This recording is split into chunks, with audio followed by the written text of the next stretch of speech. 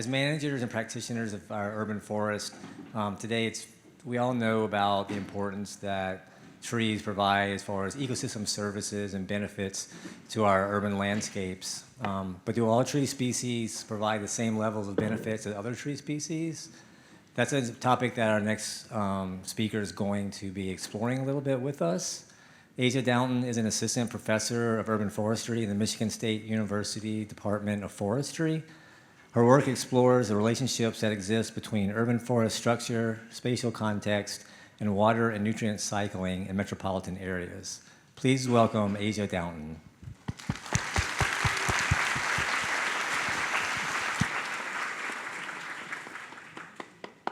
All right, well, thank you all so much for the opportunity to speak with you this afternoon.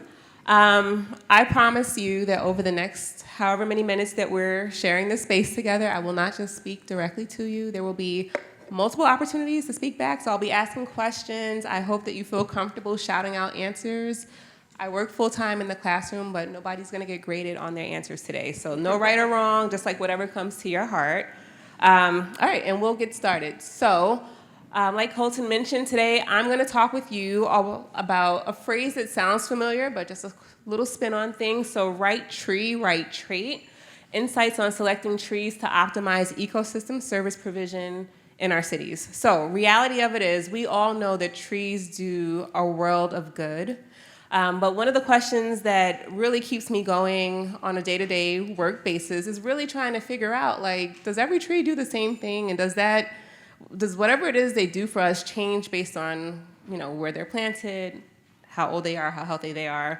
And so we'll kind of dive into that a little bit in today's talk.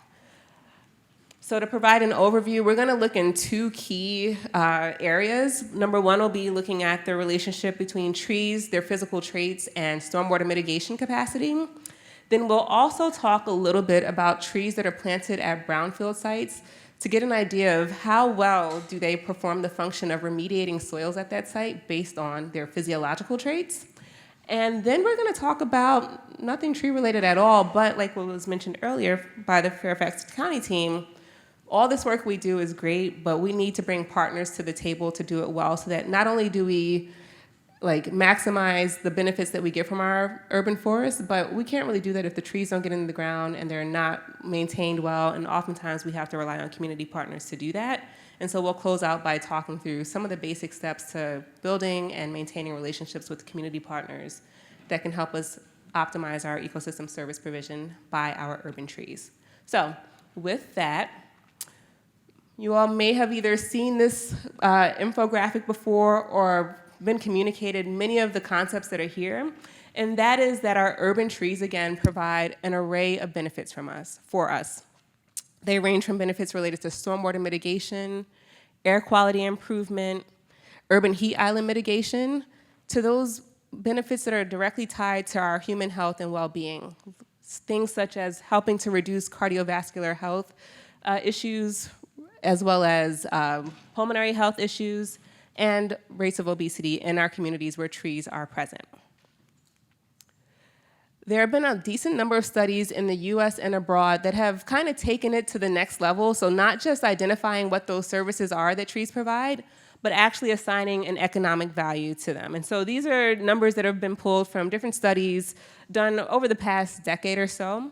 And I wanna kind of bring your attention to a particular set of numbers, and that is that bottom row, specifically for Charlotte, Indianapolis, and New York.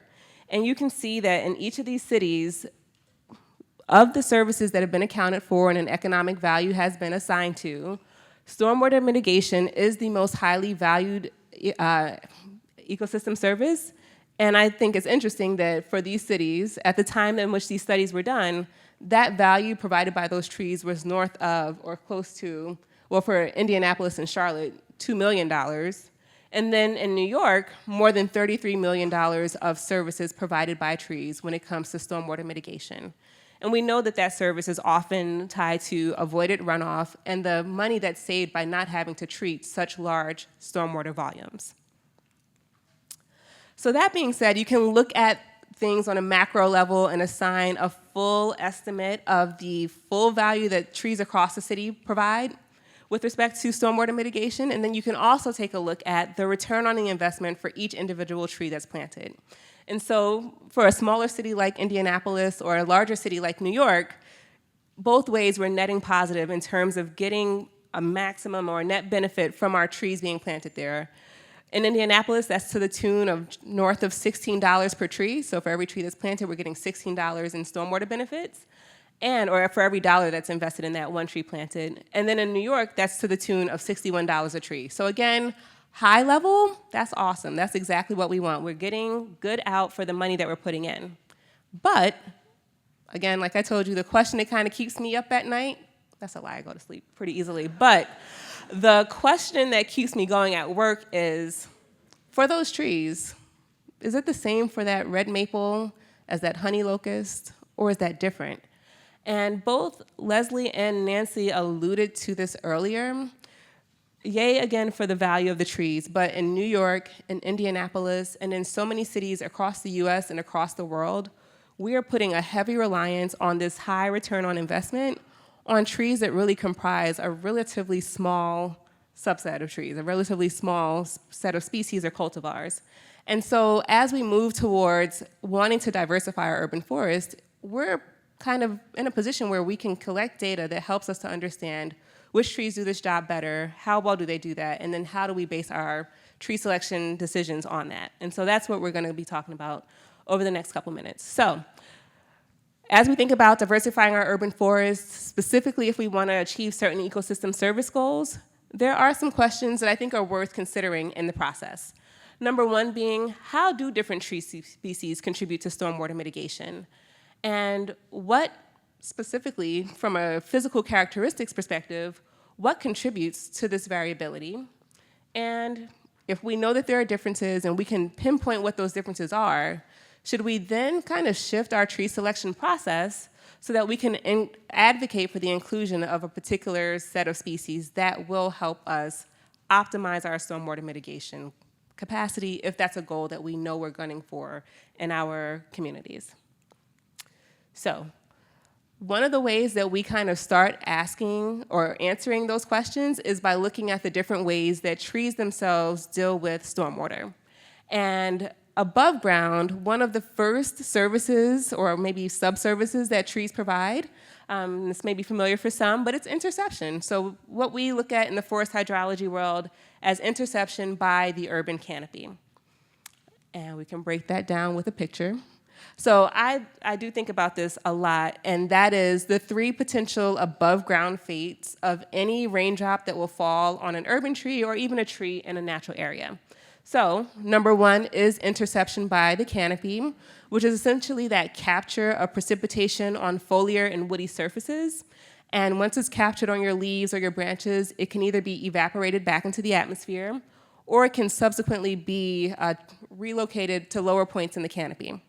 So those kind of lower points in the canopy and what happens there it falls into two sub-canopy traits, or fates, I should say.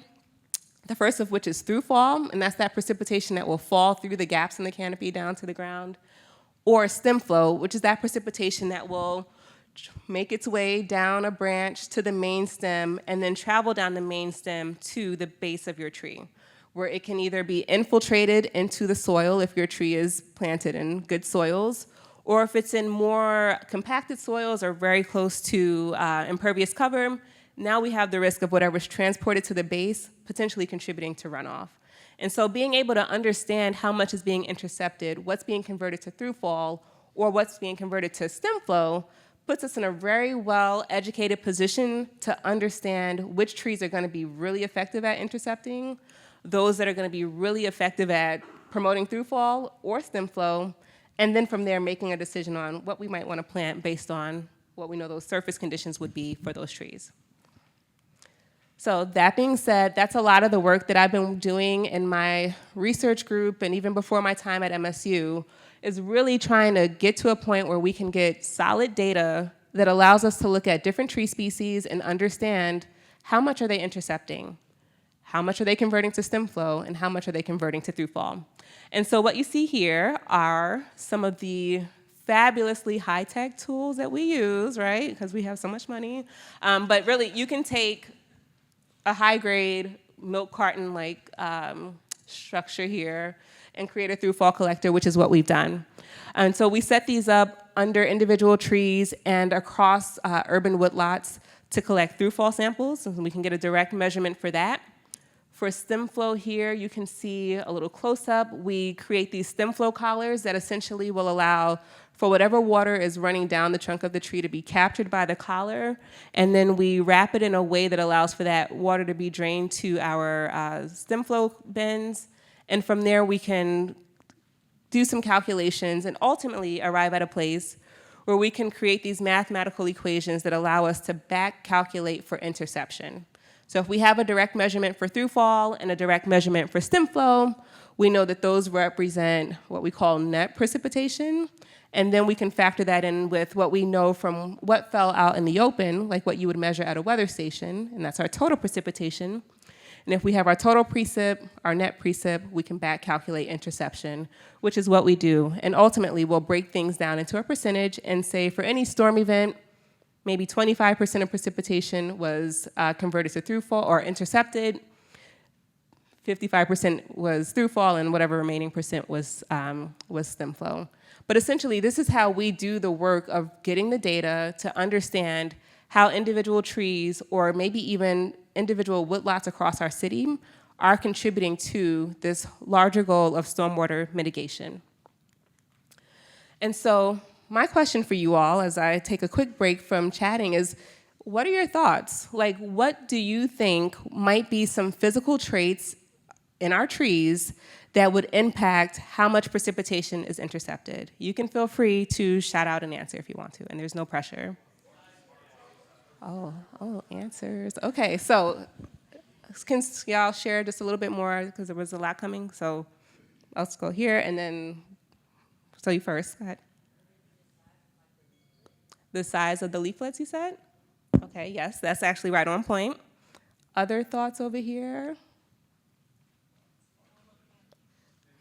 Form of the canopy, shape of the crown, yes, all right, yes, so, yes, all good things. Oh my gosh, you guys have so many of my talking points, but we're gonna go into all of that because you all are all right. So there's so many different traits that are directly tied to the leaf characteristics, the architecture of the crown. I heard someone mention the bark as well. So yes, collectively, all of these things do contribute to how well a tree is able to intercept precipitation. And it will also impact, ultimately, whether or not there's a higher or lower percentage of precipitation that's converted to throughfall and what is converted to stem flow.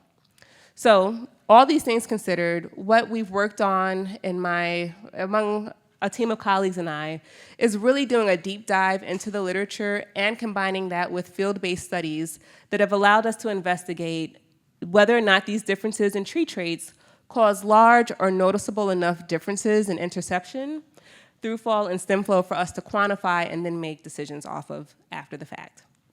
So we're gonna take a quick tour and look at some of these traits that really do have an impact and look at and talk through what the relationship is between some of these tree traits and stormwater mitigation capacity. So first and foremost, you all kind of confirmed this in the Q&A, there are various traits of influence, and I think that that's the first thing that we want to notice. But I think also in this conversation as we move forward, it's important to remember and be really honest about the fact that oftentimes our human nature wants to kind of latch on to one trait or one thing and ride that wave. But that's not something that we can necessarily do in this realm because there are multiple traits at play and there's a dynamic interplay between them. And by that I mean some of these traits will change over the lifespan of a tree or over the health condition of a tree or as that changes. And so I just want to keep that in our minds as we talk through things because there are certain traits that may amplify interception but also may amplify or decrease stem flow. And where you go with your decision will be determined by what your ultimate stormwater management goal may be. All right, so first and foremost, let's look at the relationship between canopy interception and the foliar characteristics of our tree, one of which is the leaf area index. So ultimately, the leaf area index is a metric that we use to make to quantify how much above ground area is comprised of leaves relative to bare below ground area. And this is a relationship that I love to start with because it's easy. It's a direct relationship, which actually makes pretty logical sense for us. And essentially, that relationship states that for higher values of LAI, or higher leaf area index, or higher above ground area comprised of leaves, you're gonna have more of an ability to intercept precipitation. You can think about this as maybe you walked over here this morning and you were looking for the trees that had a higher number of leaves on it to provide that cover from the rain. It's a very simple relationship to think about on that level.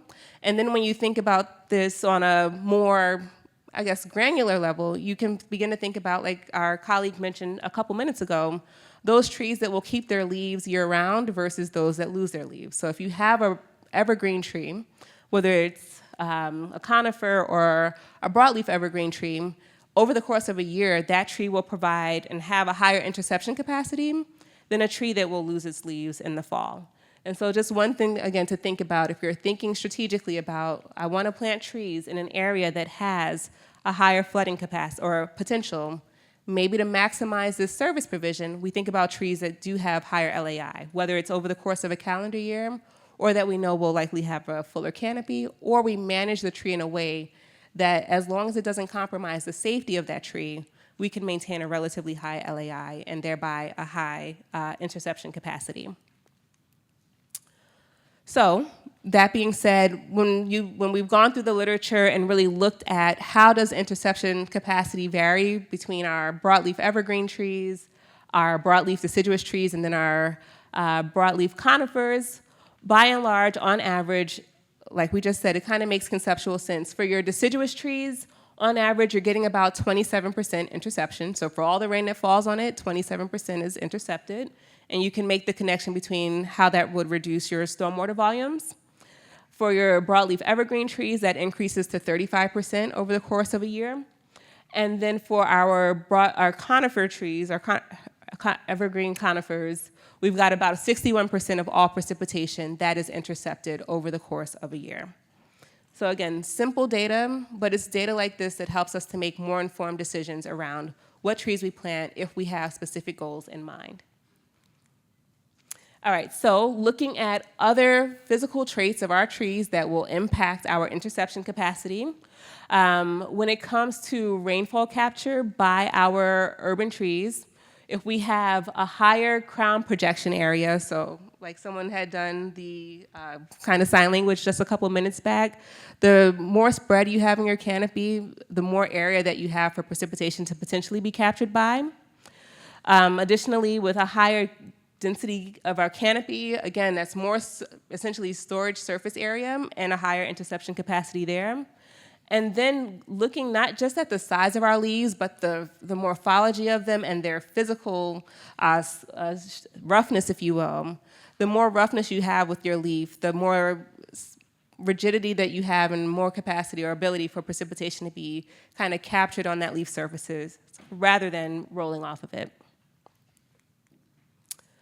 And then on the flip side, there are those traits that instead of promoting interception, will actually promote drainage.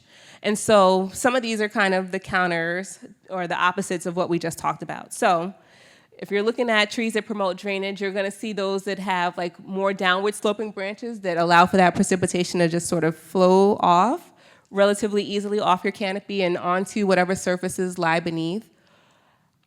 Also, if we've got lower canopy density, which can be the side effect of really aggressive pruning, we are left with less surface area for precipitation to be captured on, and then again, we're not intercepting as much. That tree's not providing as high of a service. And then again, something that most folks don't think about on the daily, but again, that leaf surface characteristic of what we refer to as hydrophobicity, or its likelihood to repel water, does have an impact. And so when you have more of a low roughness on your the top side of your leaf, you're in a position where that tree is going to want to not hold on to that water, but rather repel it, and that does help to promote drainage. So there's all that stuff taking place, all those characteristics worth noting in our canopy.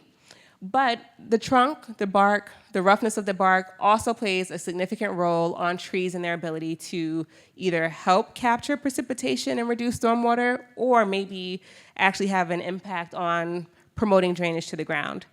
And so, with our bark characteristics, some of these make intuitive sense, but it's worth noting. And so on that front, one thing that we note is the smoothness of the bark. So if you have bark that is relatively smooth, it tends to act as somewhat of a conveyor belt for our precipitation that interacts with it and allows for that flushing or efficient drainage of precipitation from that tree down to the base of the tree. Ultimately, the bark that tends to be smoother tends to have lower storage capacity and, again, just doesn't retain water well. So those are sort of less ideal if you're moving towards that reduction of runoff volume, if you will, at your base. You're going to get higher stem flow for those trees. On the flip side, when you have bark that does have a higher surface roughness, and oftentimes that will have a more complex morphology, meaning there may be interstitching furrows, there may be a flakiness, if you will, to your bark. Sometimes those barks the bark that has exfoliating characteristics, there's greater opportunities for any precipitation that interacts with that bark to be captured, stored within it, and essentially falling into the category of precipitation that has been intercepted. And so if you're looking to optimize stormwater mitigation by your trees, it's worthwhile to think about those tree species that have bark characteristics that tend to be more rough, especially as that tree may mature, as it's going to promote the capture of that precipitation and reduce the likelihood of it draining. Now, one thing I will mention is we're here in the Northeast, and in many parts of the US, not all, but east of the Mississippi, we're in positions where we have water. We're not necessarily plagued with water scarcity. There are many communities in this country and around the world where that's the opposite effect, and so they may approach this conversation and this relationship between trees and water completely differently. And some of these same characteristics are worth noting in those situations as well. So in areas where you may need to promote drainage into the soil, which is very real in some places, it's actually ideal to be thinking about this in particular. And it's those trees that have the smoother bark that are going to promote that drainage and help to refill or restore our groundwater reservoirs. So just, again, important for us to keep all these things in mind as we think about the complex interplay between trees and water, whether you're trying to reduce those volumes or reduce those stormwater volumes and help store up water for future use. And so I just wanted to make sure to touch on that with us today. So just for a quick visual, how this all looks, I think this will play. Yes, it plays, okay. But you can see there on the left, well, is this, yeah, on the left we have our relatively smoother bark tree compared to a more rough, or no. Yes, we have our more rough bark trees here on the left, and we can see the complex pathway that precipitation would fall to in interacting with those trees. And then conversely, with our more smooth bark trees, you can see both by the path that those arrows took and the size of the arrows, just how, you have fewer hindrances to water flow down the bark of those trees, and by the size of those arrows, larger volumes of precipitation that will make it to the base. And again, these are great to think about conceptually, but we have done the work to actually get data to actually see how does this play out in the real world. So we'll talk about that for half a second. Now, I'm going to be honest, a lot of times in this community where we talk about trees and stormwater, it's really, really easy to kind of think about interception. Those numbers tend to be relatively high, and oftentimes in the literature and even in the public dialogue, the conversation stops with interception, and I don't have any issues with that. But I would invite all of us to broaden our perspective and think about stem flow. And so I'm going to just provide a quick pathway to do so here. Because in the stem flow world, there's a metric that we use that helps us to really quantify how much precipitation is either being absorbed because a tree is present, and what that means for stormwater mitigation efforts, or how much precipitation is being funneled to the ground because a tree is there, and what that means for stormwater mitigation efforts. And so to advance that conversation, we use a cool metric known as the funneling ratio. And we won't go through the math of the funneling ratio, but we will talk about the values that you get. So 2 key things to know. Your funneling ratio values will always be north of 0, so they'll always be positive numbers. And the second key thing to note is if your numbers are less than 1, that is an indication that that tree is almost serving like a sponge. It's actually, by way of the bark, absorbing the precipitation that interacts with it. If your numbers are north of 1, then that's an indication that that tree is serving as an efficient means by which precipitation is being transported from the top of the tree down to the base of the tree. And if your funneling value ratios are north of 1, that means wherever that tree is planted, you have that much more precipitation at the base of your tree because that tree is there relative to if it wasn't there. And if it's not quite 1, then you know you've got that much less tree or less precipitation at the base of your tree. So that being said, what we did in my group was we looked at 2 particular tree species that they don't necessarily make it on everyone's street tree list, but they are common, especially in some of our older neighborhoods and our older woodlots here in the Northeast and Mid-Atlantic. So we looked at northern red oak and we looked at white oak, and we did some of those measurements that I showed you all the pictures for. We did all things through fall and stem flow and back calculated interception. But we'll just park here for a second and look at those funneling ratio values. And you can see that for our northern red oak, we had a funneling ratio value of 7.55, and on average about 26 liters of stem flow produced on red oaks. These were all mature red oaks, by the way. And then on the flip side, our white oaks had a funneling ratio value of 0.49. And if you remember from our brief funneling ratio crash course, values less than 1 indicate that those trees kind of serve as a sponge, or at least the bark of those trees serves as a sponge. And north of 1 shows that those trees are almost like a conveyor belt for water. So if we're taking this back to where we started and thinking about the big picture of trees, their physical traits, and how they contribute to stormwater mitigation, if you are in a position where you have to make a call and be thinking about what trees are going to help me meet my stormwater mitigation goals, I would encourage you to seek out data around funneling ratios for trees. And there's good papers out there that do that, and I'm happy to share that with anyone today if you want. But long story short, those trees that have funneling ratios less than 1 would be the way to go if you're looking for those trees to serve as somewhat of a sponge. And if you need to plant trees that will kind of help funnel your precipitation to the ground for the sake of helping to contribute to groundwater recharge, then maybe you look at those trees like our northern red oak that do produce larger funneling ratio values because they can effectively be used in that regard. And I'll mention again one key thing here. The key difference between our red oaks and our white oaks really is tied in large part to the bark morphology. And our red oaks tend to have, what many folks refer to as our ski trails, those long, shallow, linear furrows that allow for that precipitation to hit the tree and cascade right on down to the base of the tree. And on the flip side, our white oaks tend to have a little bit more of a scaly bark, and those scales allow for that precipitation to be captured and intercepted and stored. So I challenge you, next time it rains, just pay attention to the bark of your trees. It may look and feel very nerdy, but it really does open your eyes to how each tree kind of behaves differently based on the bark alone, and then you can take canopy architecture into consideration as well. So that being said, last year some colleagues and I published a paper that is available. It's open access, so anyone can pull it up. But in that paper, we really marked out what are those physical tree traits that help meet different stormwater mitigation goals. And so this is just a brief summary of some of what's listed in that paper, but it could be something worth looking into if you're planting trees in your community to meet, again, stormwater mitigation goals.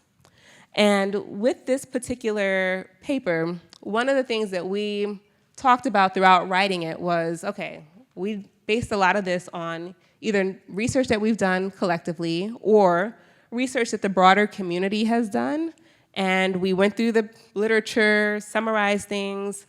Okay, that's great. But show of hands, how many people, and again, there's no right or wrong answer, but how many people read a research paper every night before you go to bed?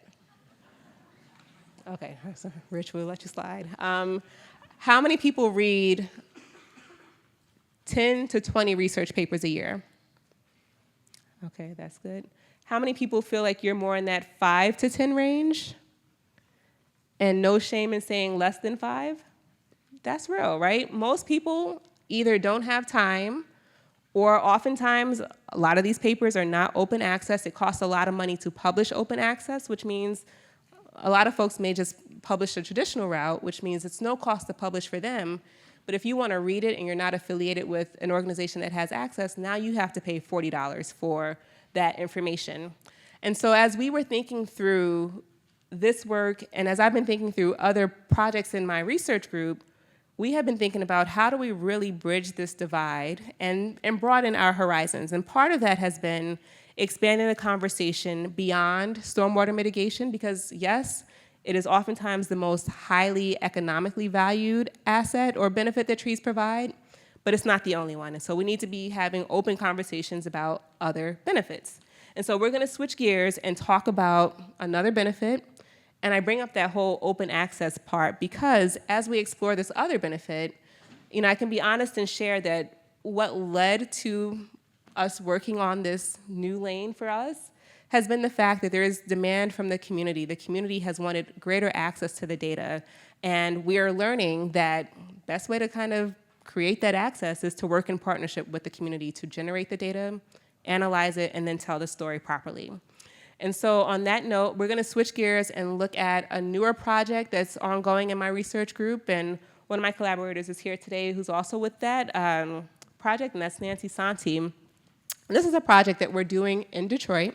And I'll give you just a quick backstory. Lots of folks here in Detroit, you may think Motown or Verner's or Blight. And we know that like many cities along the Rust Belt, there's been disinvestment in Detroit that's led to blighted properties. But before that, there was so much industrial activity. And as the industrial activity kind of closed up and moved on, there's been legacies in the form of sediment, high contaminant loads, and a lot of plots across the city that have rendered them unusable, or at least without a comfortable level of safety.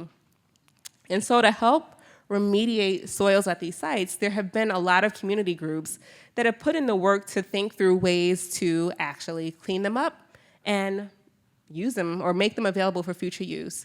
And one of our community partners is the Greening of Detroit, who got in on that work about 10 years ago. And they were innovative at that time in thinking that maybe one of the best ways to clean up these sites is to plant trees there. And so we're gonna talk about some of the tree planting that took place there, led by the Greening of Detroit, and how we're coming in to make use of that data to understand which trees were most effective at remediating those soils. And so I'll share that at this level, we're not necessarily looking just at the species, but we're looking specifically at genotypes and really trying to figure out which genotypes are most well-suited to thrive or like at least not die terribly in those locations. And then how effectively are they remediating what's in the soil? So actually, before I move on, I do want to say that we'll talk specifically about 2 sites that were a part of this project, but there were 8 sites across the city that were a part of this initial kick about 10 years ago. And so the question that's been driving a lot of the work that we're doing and that has really shaped what I'll be talking with you all about today is this, and that is, how did the tree survival and growth rates vary between the different sites within the study, the different genera of trees that were planted there, and then specifically the different genotypes that were planted in those sites. So the 2 sites that we'll talk about today are Ferry Park and Leonard. And to provide some context, there's like one major dividing line in the city of Detroit, which folks tend to use to speak about the 2 bigger parts of the city, which are the east side and the west side. But there's also other neighborhoods, including Southwest Detroit. Southwest Detroit is home to a lot of the industrial, like the remaining industrial land use in the city, including some larger refineries. And so to that point, the Leonard site is our industrial site in Southwest Detroit. And then Ferry Park is on the west side, but it's kind of just outside of Midtown and literally a half step more than a stone's throw from the historic Motown Museum. So it's in a relatively well-frequented, populated part of the city. And so you can see here that both Ferry Park and Leonard have about a 10-year lifespan. At both sites, they were planted out with a variety of willow and poplar genotypes. And you can see the growth, right? So things were planted out, both sites were planted out in 2014. You can see the growth by 2015. And by 2016, you can see just how mature they are. Now, spoiler alert, the willows and the poplars were selected because there's been background research that shows that they will more than likely be able to survive in these higher contaminated sites. And they grow relatively quickly, so you're able to green up the site pretty quickly. And because of that fast growth, they do a relatively good job of remediating, or at least they're expected to do a relatively efficient job at remediating whatever is in the soil. Now, I will be very honest with you. We will not spend time today talking about what they did in terms of remediation. That's ongoing work in my lab. We're answering those questions as we speak. But what we will talk about is what I think is just as important, which is the baseline, getting the data on what survived, what didn't, how did it grow. You need that just as much as you need to know the numbers for the final product. So that everyone is aware of what went down, at each of the sites, Leonard and Ferry Park, and the other 6 sites in the studies, there were plots that were set up essentially with these various willow and poplar species and genotypes. And again, this study's design was outlined by our partners at the Greening of Detroit. So when the Greening planted things out in 2014, they had maps that outlined, again, where everything was planted. They had an opportunity to go through and collect data in 2016. And as resources come and go, there were gaps in the project, and we're finally coming back in 2024 to collect now this 10-year later growth data at these sites. So what we're gonna look at is that first round of data that the Greening had, and if we ever get a chance to cross paths again, I will share with you all the 2024 data. But we'll look specifically at what we learned in that first round of data collection from the Greening today. So what we did is we looked at the data that they collected, which included essentially growth and survival data. And again, that was collected on different levels. So we looked at how things grew and survived within each plot, at each site, and then among our different genera and genotypes. So you can see here, again, just some pretty basic initial results around the genotypes that did well and those that did not.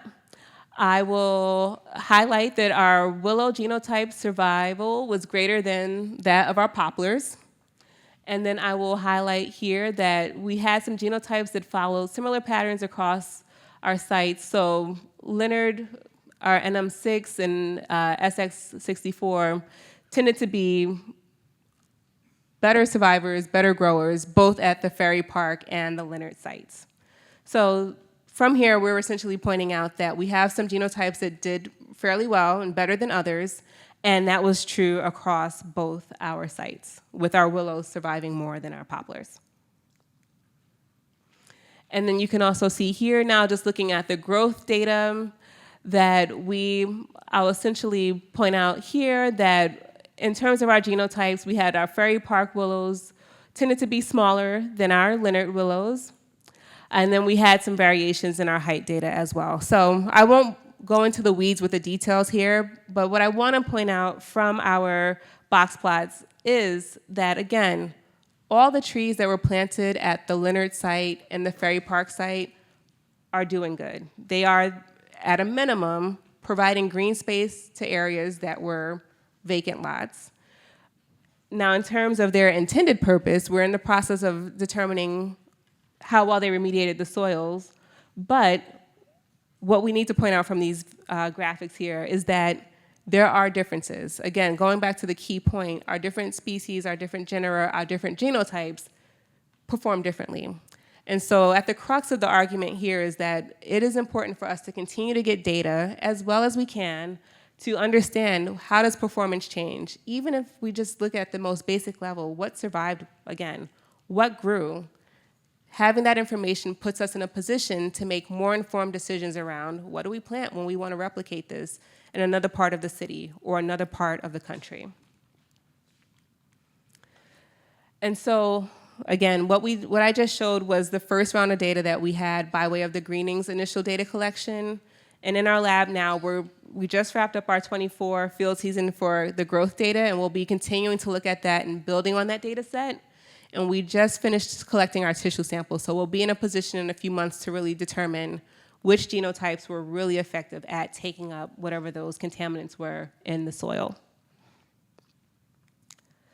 So all that being said, when it comes to stormwater mitigation and the physical tree traits that help to optimize that service, we kind of have a good handle on that between empirical data that we've done in my lab and other research groups have done, between the meta-analyses that we've been able to do through the literature, and we're solid there.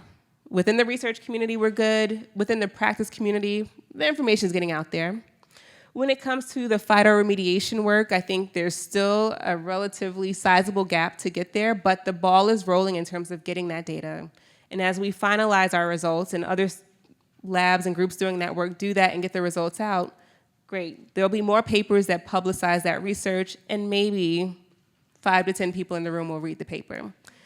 But what we have been really thinking about, again, is how do we move this beyond our silos, our academic silos, even our practice silos, right? Ultimately, these trees are being planted in communities where people live, work, and play on the daily, and they're planted with the intention of benefiting those communities.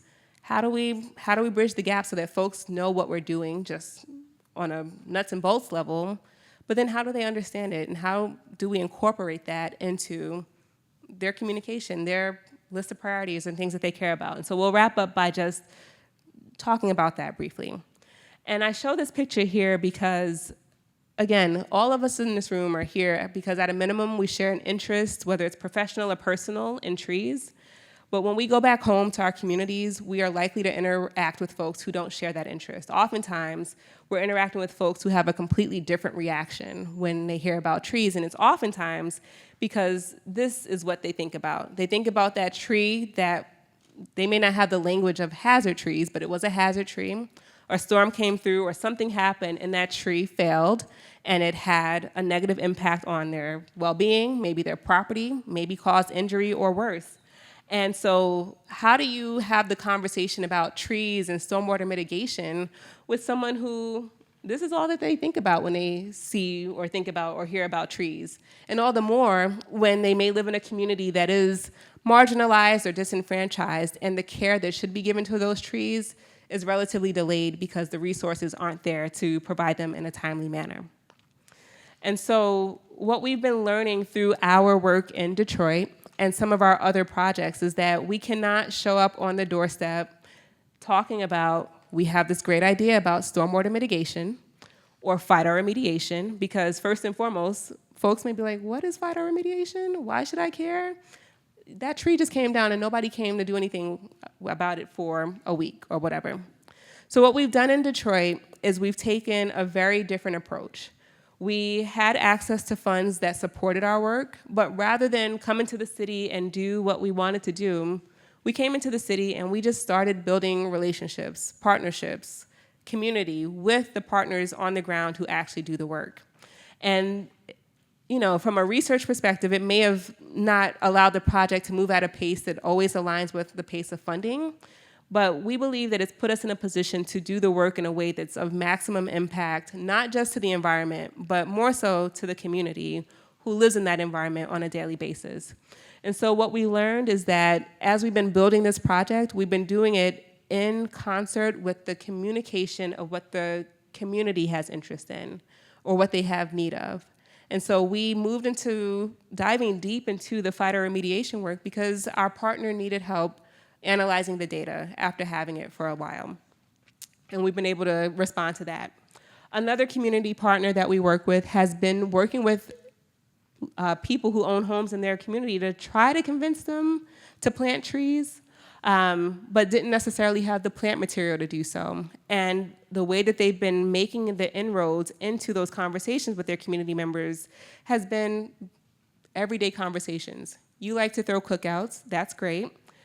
don't you hate it when it rains and your sneakers get messed up at the cookout?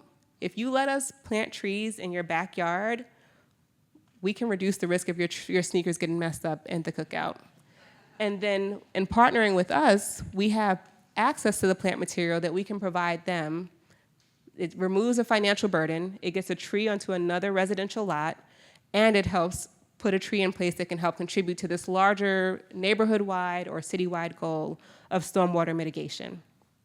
So collectively, between these steps of, again, building these networks, these partnerships, really at the core of it, these relationships, we've been able to communicate, share information, share knowledge, share resources, and ultimately have been able to fold in different folks from the community into the process, including the youth who have been developing workforce development skills through these initiatives. Oops. So one thing that I'll highlight right before closing here is one of the results of this longer road to building these relationships, to get the trees in the ground, to perform these services, has been really effective with one of our community partners, Rescue My Nature Now, which is a newer nonprofit in the city of Detroit. And they're all about urban acupuncture, so utilizing our trees in the city to provide healing services to the population, whatever those healing services may be. And so as they've come on and expressed their interest in helping to get trees in the ground, we've partnered with them to replicate work that's being done right up the road in Baltimore and in Philly. And we've set up a stool bed nursery whereby we've been generating plant material, specifically those same willows and poplars that we spoke about earlier, but generating plant material that will eventually be planted out in this particular neighborhood on the east side of Detroit and in other parts of the city where there is either a need for trees to go into the ground to contribute to stormwater mitigation and or go into the ground to contribute to phytoremediation efforts. And so what's being grown on this one relatively small site is intended to be of use and benefit to communities across the city. And it's been the result of taking that longer road of building relationships with a series of local nonprofits, hearing their needs, and then as our resources allow, putting us in a position to help meet their needs.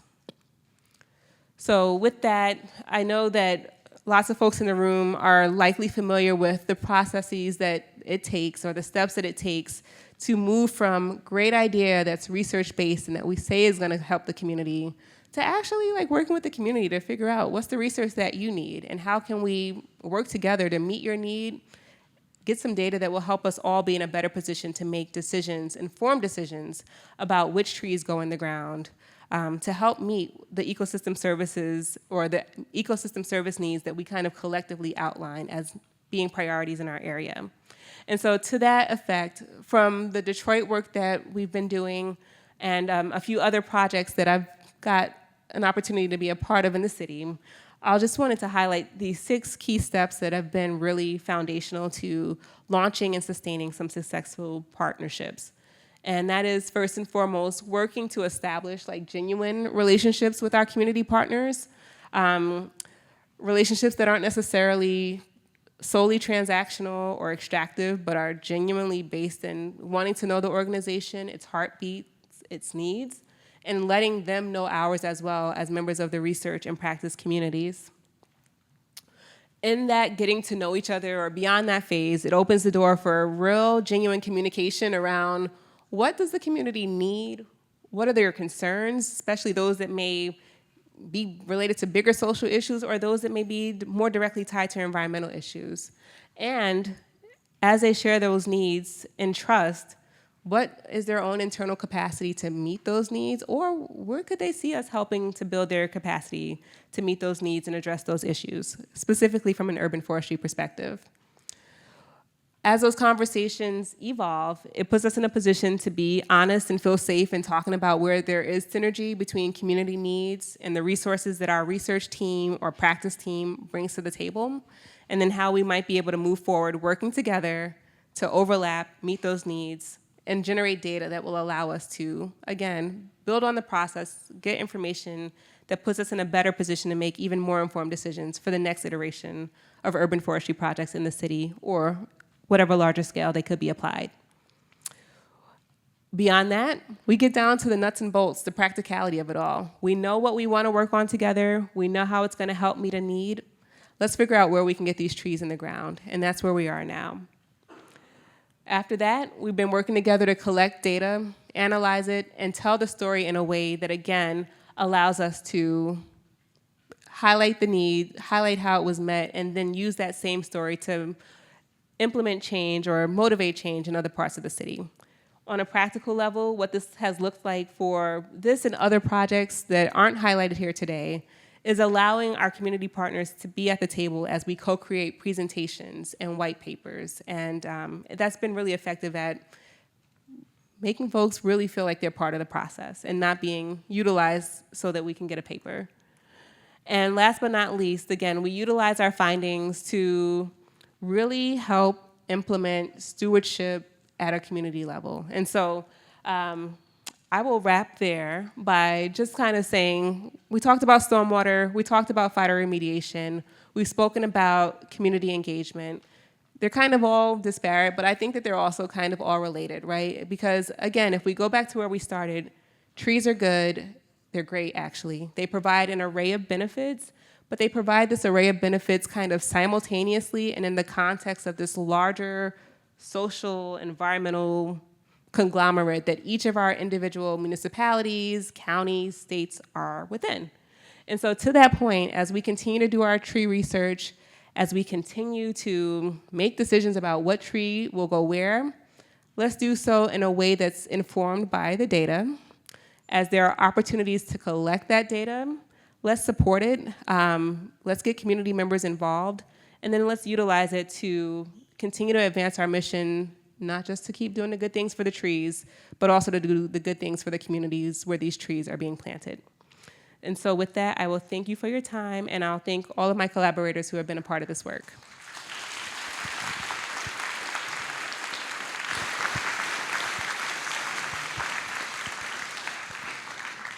Thank you, Aja, so much for that presentation. We have a few minutes for questions. I'd like to see who has questions here. We have some people going around the audience to get that. Here, I can give you one. Thank you. Thank you very much. Could you talk a little bit or describe a little bit more about what these community partners look like, kind of their sociological profile? Are they church groups? Are they social entrepreneurs that have taken an NGO pathway or something? Thank you. Yeah, great question. So I'll talk to you about the partners for these two projects and then one additional partner, if that's okay. But for these two projects, the group that led the fire remediation work, they are like a 35-year-old nonprofit in the city.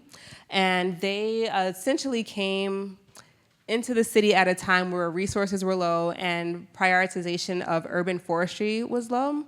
And over the course of several decades, built up momentum, rapport, and the resources to lead that work. So they have a relatively large team of folks that are comprised of people from different age groups, race groups. One cool thing about them is that a portion of their workforce is comprised of people who have recently come out of incarceration and received like direct workforce training and long-term like job sustainability through working with that partner. They also have a youth workforce that has allowed for students to kind of transition from working with them during the summers while they're in high school to being part of their seasonal team as they transition into adulthood. So that's that one group. They're based on the city's west side, but they do work across the full city and oftentimes in partnership with the government, the city government, just because the city government has been so strapped for resources for so long that they needed that additional capacity to reach the citywide needs. The other nonprofit that has the Stoolbet Nursery, like I said, they're relatively small.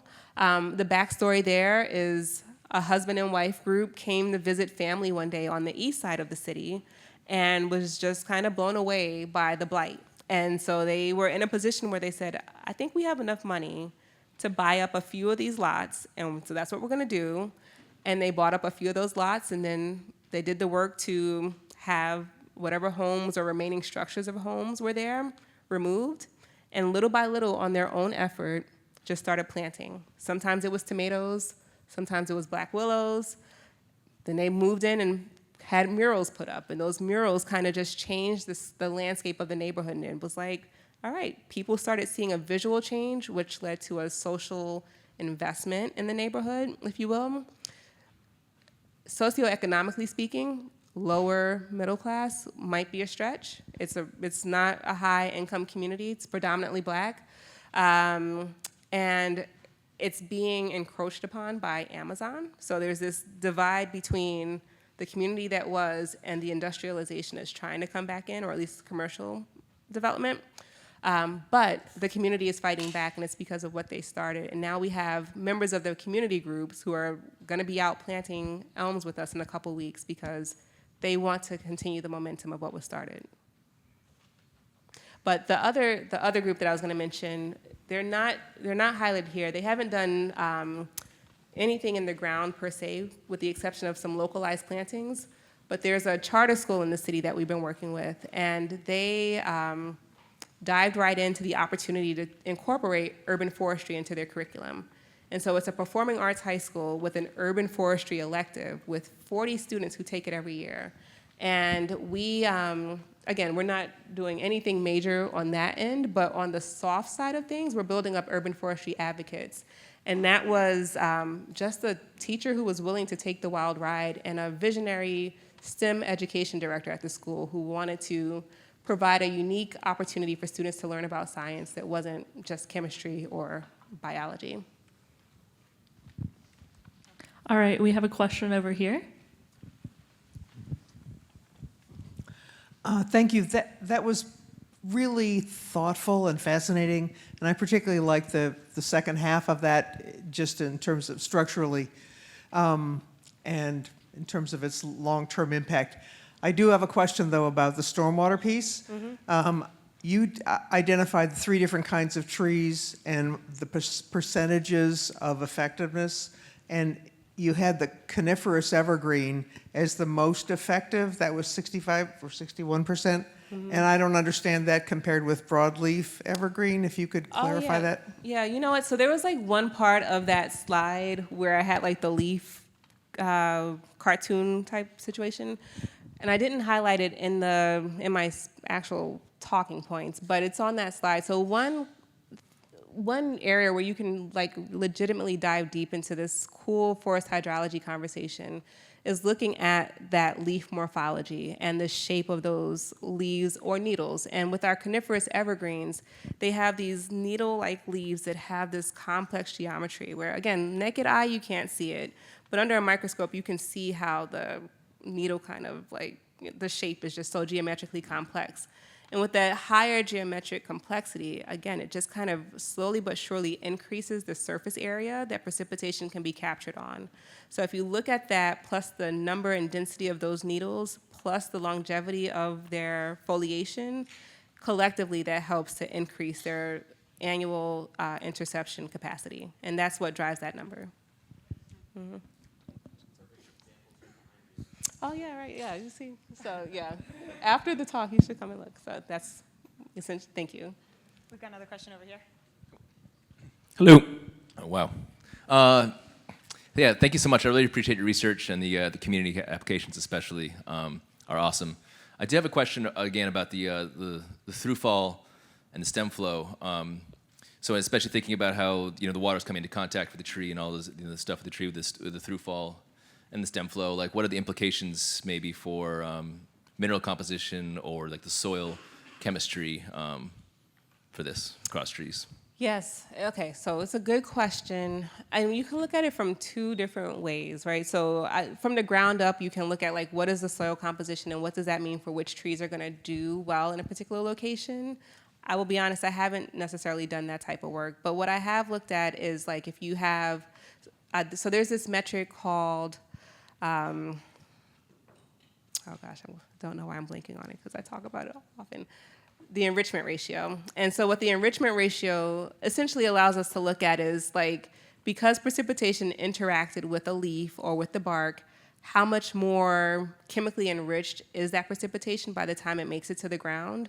And what we've seen is that there are definite differences that are impacted by a variety of factors, including how much foliation is on that leaf, what is the species, how much time is it between different rainstorms, because whatever that chemical enrichment is going to be impacted by how well or not so well that leaf is going to leach whatever is chemically comprising it. But it will also be impacted by whatever has been deposited on that leaf that builds up on it over time. And that will be impacted by, where is that tree? Is it near a highway? Is it in the middle of a woodlot? Is it next to somebody's house? And so I don't know that this is like a direct answer to your question, but there are implications. It's just, again, I hate that it's not a solid answer, but those implications are impacted by a variety of factors. And the best way to measure it, that's a biased statement. I love the enrichment ratio, so I would say that's the best way to measure it, but you can take samples that will look at whatever chemical composition you want to look at. If it's some type of solute, if it's a heavy metal. We had a student who recently graduated from our group who looked specifically at microplastics. And he was looking at red maple, sugar maple, eastern white pine, and London plane tree, and looked at how the microplastic wash off, or the enrichment ratio of microplastics, changed per species, and linked that to the size of those leaves and the density of those leaves per tree. And so, again, it's kind of an amorphous answer, but I hope it kind of, okay. Yeah. All right, we have one last question over here.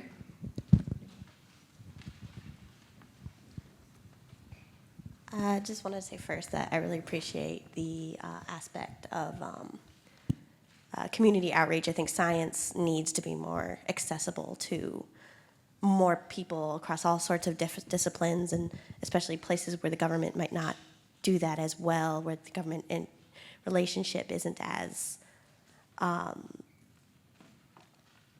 well established in certain communities. But I was curious if you sort of mentioned this, if you see this research specifically in the stormwater mitigation or lack thereof being applied on an international basis for countries that have severe drought issues. And I'm not sure if there's been what other papers have been published on this specific topic, but I was just curious if.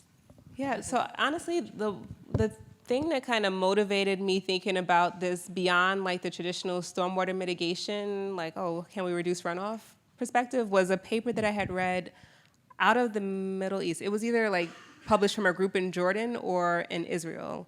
And they were talking about different ways to promote groundwater recharge. And so I know that really got me thinking about those areas where there is a little bit more of a water scarcity issue.